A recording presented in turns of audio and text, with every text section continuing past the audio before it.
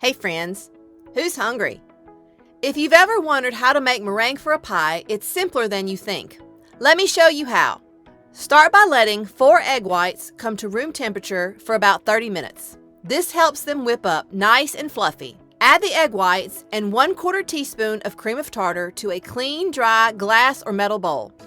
Beat on medium speed until the egg whites become foamy and full of bubbles.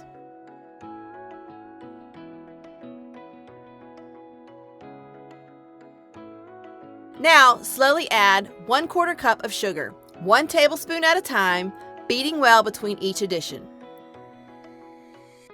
Don't rush this step. Adding the sugar gradually helps build structure and volume.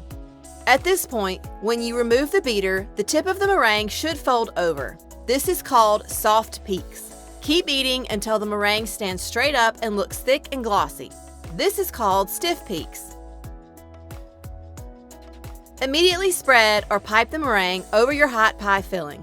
Make sure to spread it all the way to the edges, sealing it against the crust. Return your pie to the oven and bake it for 10 to 15 minutes, just until the peaks turn a beautiful golden brown. Let the pie cool at room temperature, then slice and serve.